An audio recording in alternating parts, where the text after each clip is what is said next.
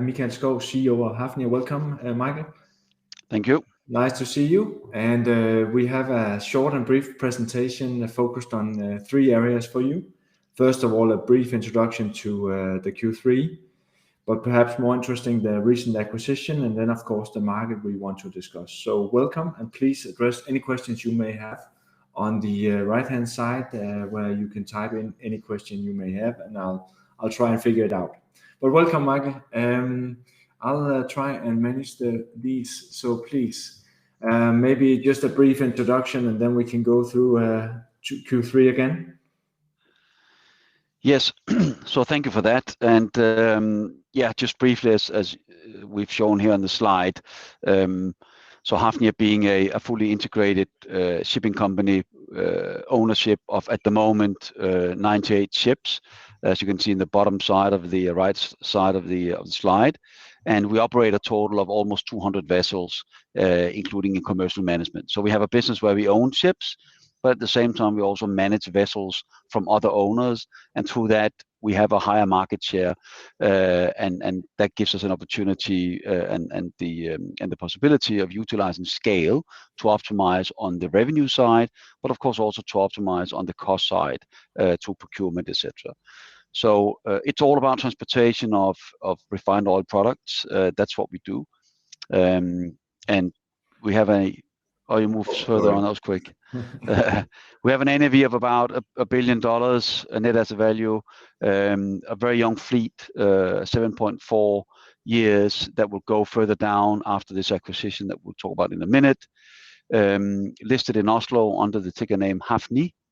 And as you can see on the left side, the key highlights of the business model is the scale that I mentioned, but it's also very much about the cost side. When you look into Hafnia's cost and compare to the peer group, there is a significant difference in terms of the cost to operate the business, in terms of normal SG&A, but very much also about the finance cost that we have, which is by far the lowest in the industry.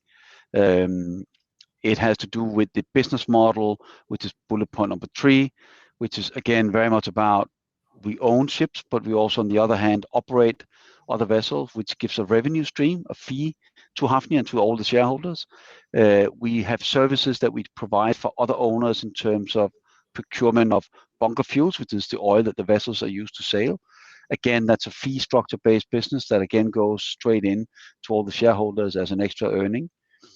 And then finally, of course, on the ESG side, lots of focus also from our side about how we will make this transition from where we are today to be able to live up to new reduction of emissions in 2030, but also ultimately to get to a zero emission business by 2050, which we think will be the new industry norm and what all reputable ship owners should strive towards.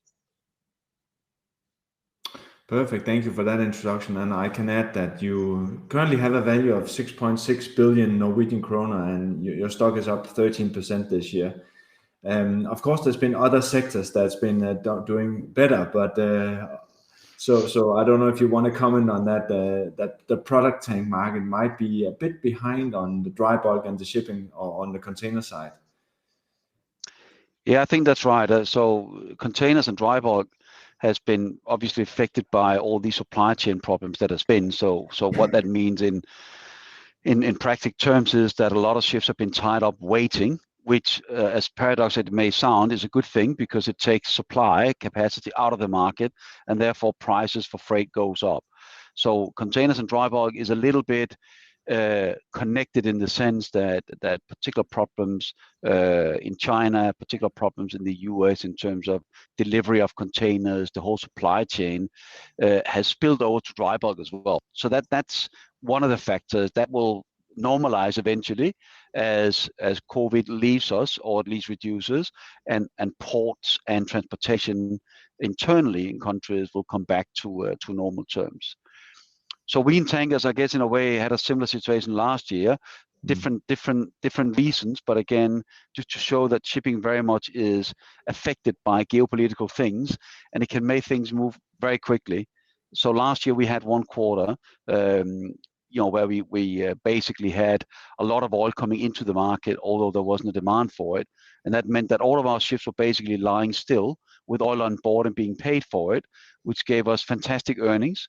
But it also meant, of course, that all this oil eventually was building up in storage. So this year has been very much about having to get all these inventories of oil down and get back to normal levels.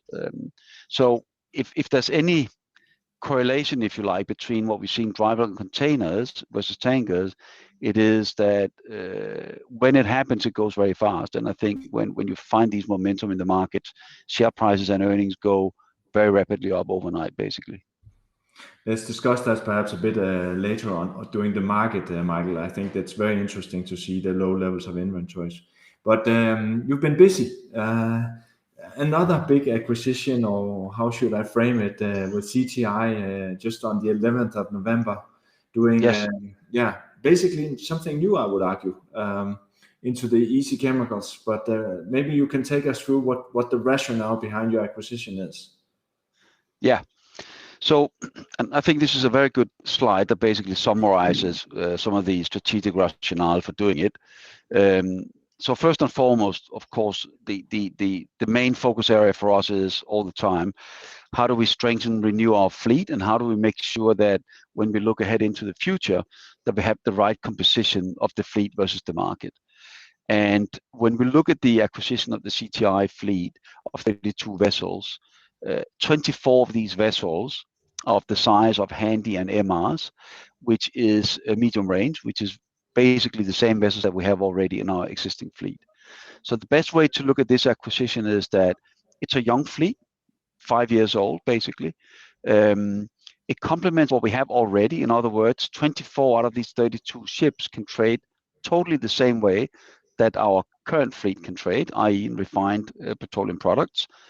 But as we're saying on the bottom left, as you can see, we are then adding on to the flexibility, because all of these ships, in addition to what our current fleet can do, can also sail with chemicals, which in our view gives them a much more broader trading flexibility. So that means we can utilize and swap in and out of cargoes as we see fit in terms of higher payment, better utilization of the vessels. But it also at the same time gives us the opportunity of, for instance, transporting commodities like methanol, which in our view has a much longer and more sustainable future than maybe some of the oil products. So we also see this very much as a transition towards a more renewable transportation business.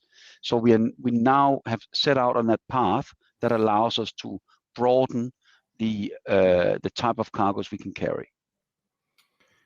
And this is basically new, Michael, in my view, following you for quite some years, that you're taking a step into another direction here. Is that how you wanted us to see it? That this is a new and more broad strategic possibility also for more acquisitions in that space later on? Well, I think the way we want to look at this is that, if you like, the base scenario, if you want to put it that way, the worst case scenario, although I don't like that word, is that these 24 vessels are just trading as normal product carriers. Sure. So in other words, we've just renewed our fleet of product carriers altogether with the 24 of these ships. But then on top of that, we're then adding a flexibility. So people should more see it not as a movement towards a totally different sector, but giving us the flexibility, if that sector is paying more money, to take these cargoes.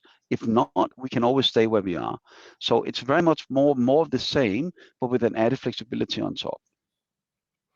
And I guess you just turning my eyes, seen from an investor perspective, on the deal itself. I mean, you're trading on net asset value, and as I understand it, you're just switching values with the capital Oaktree, which is a capital fund. So what is their incentive to do a deal like this for you, and how do you see this for impacting Hafnia shareholders? No, I mean, it's no secret that we were always keen to try to do more consolidation. We felt there's more value in it. So, you know, from the shareholders' perspective, there's no doubt there's a lot of synergies on the cost side, both on the finance, but also on the actual, if you like, cost for running the business. There are definitely synergies on the the revenue side by now having this fleet as being part of a much larger fleet. But obviously, the shares traded, like most of our peers, at a severe discount to NAV for a long time. So for us to go out and buy and do transaction based on payment in cash was never really an option when we were trading 25 to 30% below NAV. So we have for quite a while said if we're going to do something, it should be on a non-dilutive basis for the shareholders. And therefore we've been quite firm over the last 1 year when we had these discussions that we were only willing to interact if it was basis NAV to NAV valuation and payment in shares. So therefore we're quite pleased that we managed to do it. And I think, even on the other side, obviously there is a value of coming into a listed entity now, and therefore also be part, as I said before, of added synergies for the overall benefit. And speaking of synergies on the revenue side and perhaps also on the cost side and net profit side, I struggle to find any sort of numbers really on your presentation from the 11th. Have you given us any more clarity on what you expect in this regard? Yeah, so we have, what we have basically said is that on what we call commercial revenues, we basically said that the view is that we'll be able to add on $1,000 in revenue base, which is basically coming from a few things. We will take the vessels out of existing expensive commercial arrangements and put them under the Hafnia umbrella, so there's savings there. And then there are additional earning potential by being part of a 230 vessel, which would be the total that we're now operating, in terms of simply just better revenues and better utilization of the ships. So that's on that side. We have not commented really too much on the cost or refinancing side as such, because it's still work in progress. But I think it's fair to say, at least on the SG&A side, Hafnia's cost today overall for the entire business in Hafnia is around $850 per day per vessel. That's what we have today, and that's probably half of where we see the average of the peer group being in terms of running the business. We expect that $850 to go down to $750 across all of the ships per day per vessel. So that gives you a good idea of the synergies. On the financing side, we're not really making any concrete comments yet on that. Fair enough, but a substantial increase in both revenue and also, of course, cost, but yes. Synergies. And sort of there's some obvious things here on your slide that is not included, and that's specialty chemicals, but also crude. Is that still your stance that that's not attractive, or how should we see that when you're listing it like that on your slide? You mean in terms of areas that we are involved in, or? Yes, please. Yeah. So I think when we talk about we talk about the pool side and where we operate. I mean, I think the sectors we're in now, which is we want to be in the full range, if you like, of products in general, which is from the smaller side all the way up to the LR2s. So it's still areas that we like to be present in. I think when it comes to to what we're looking at now on the flexibility side and chemicals, we obviously have 8 stainless steel carriers that are very much, if you like, hard structural and core chemical side. So how are we going to go about these segments going forward, whether we will increase pools, for instance, that will certainly be part of our strategic rationale. So I wouldn't rule out that we will, go a bit off-piste, if you like, on different areas also on the pool side. We feel now we have a 10-year steady growth of the pool business. So I wouldn't rule out that there will be different segments coming in as we go along. Cool. Well, if there's any questions on CTI, then let me know. But otherwise, we'll just proceed a little bit. This is the Q3, and it's not to sort of take the fame out of it, but it's not a big surprise in my view how the numbers look. Is there anything you want to add to the overall sort of thinking about your results? No, I mean, I think this is the worst quarter we've seen, for a big number of years. And I think what I mentioned earlier, 2021 will be the year where the first 3 quarters we were kind of paying back some of the money we made last year. As I said earlier, we built up inventories. We knew that inventories have to come down before more products will be transported. So the third quarter is normally the weakest quarter we have from a seasonal perspective. And this year it had a further tick down basically for the situation I just mentioned, that we have been in a, in a reduction of inventories mode so far this year. Yeah. Let's try and focus on the future, because that's obviously historical numbers. Because sitting watching everything in the markets, you get the feeling that the energy markets is in some kind of uproar in somehow. Could you perhaps share your view on the energy markets overall? Obviously, the gas is going bananas in Europe. Yeah, absolutely. No, I think the energy markets are putting themselves into a relatively big squeeze. And if you look at this slide here, top left, on the demand side and supply as well, I think the way we see the situation right now is that oil demand in general has come back from last year's very steep drop to about 98 million barrels per day, roughly. And before the pandemic started, it was at 100 million barrels. So we are kind of short of 2 million barrels per day in absolute demand. Depending on who you speak to, some expect this to be back on level already in this Q4 that we're in now. Others expect it to be Q1 next year. But it's clear that oil demand is almost closing the gap as it was. So that's one part of it. There's no doubt that the reason why we've seen weak transportation markets is because a lot of oil that was being bought last year when there was a price war is cheap oil. And therefore, the view has been in a very high energy priced situation that we're in now, with close to $80 per barrel of oil. People are focusing on using the cheap oil first before replenishing with more expensive.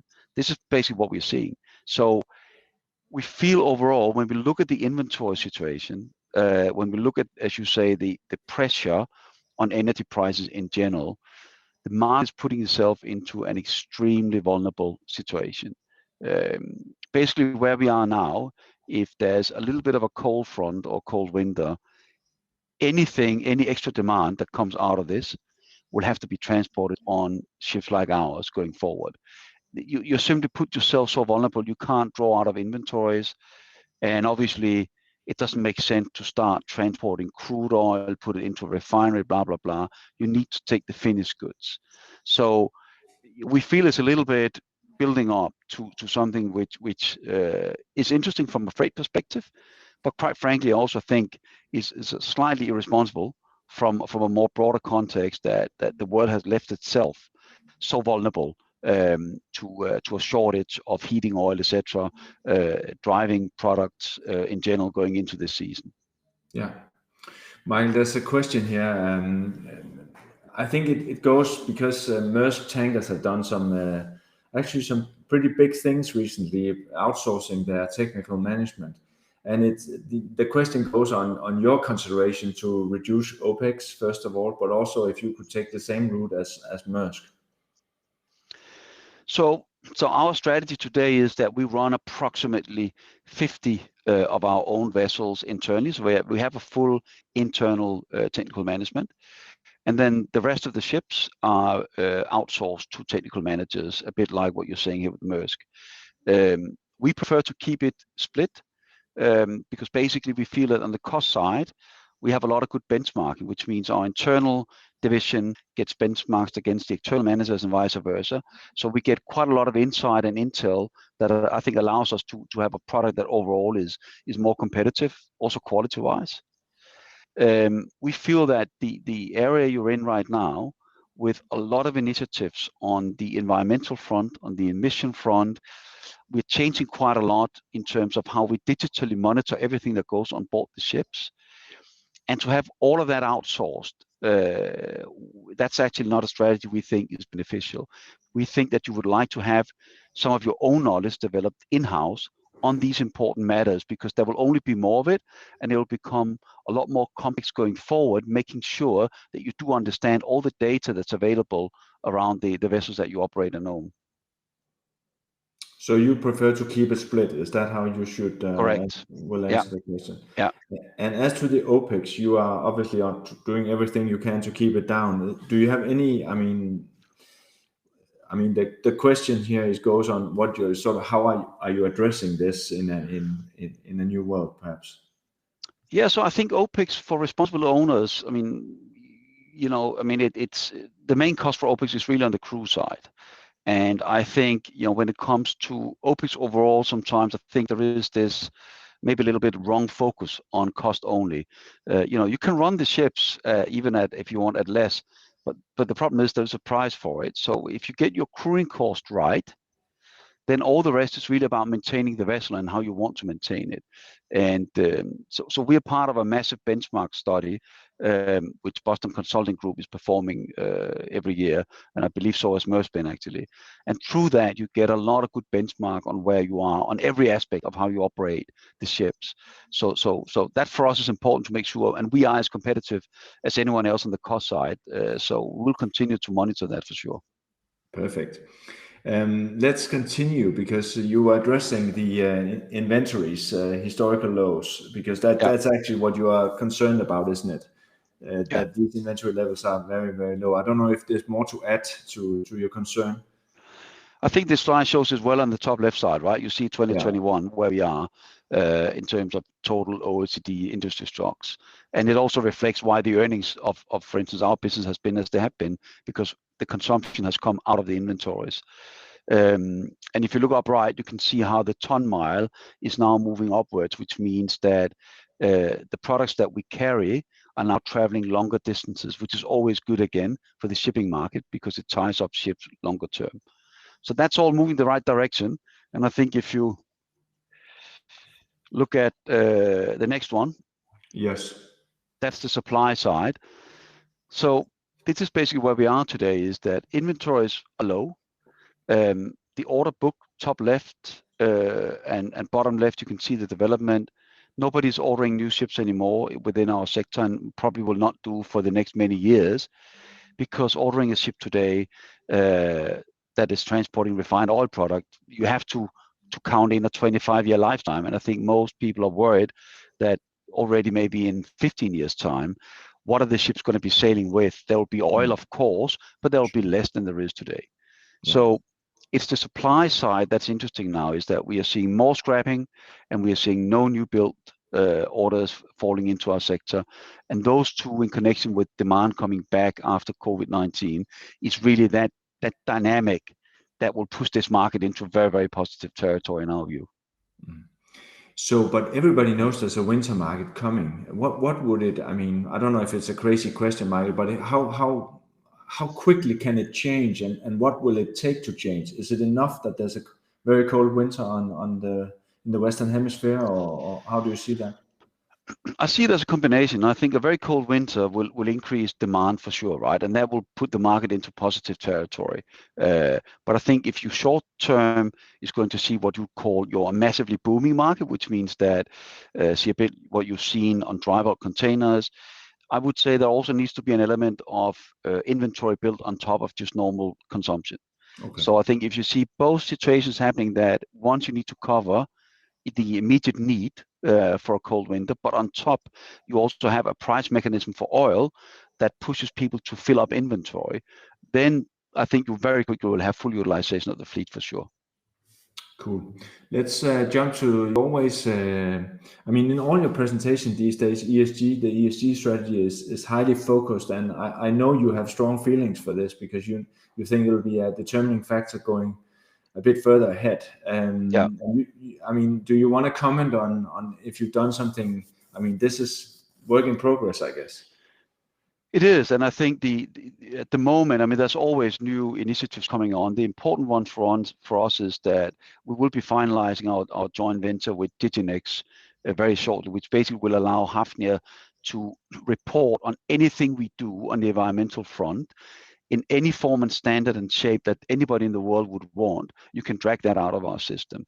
So that means if any investor, any banks, any just normal shareholder would like to understand how does Hafnia compare to my other investment in a different industry across the board, you will be able to drag this out. So we think information and reporting that allows people to understand what you actually do, as opposed to just having a data dump of all kind of information, is going to be key going forward.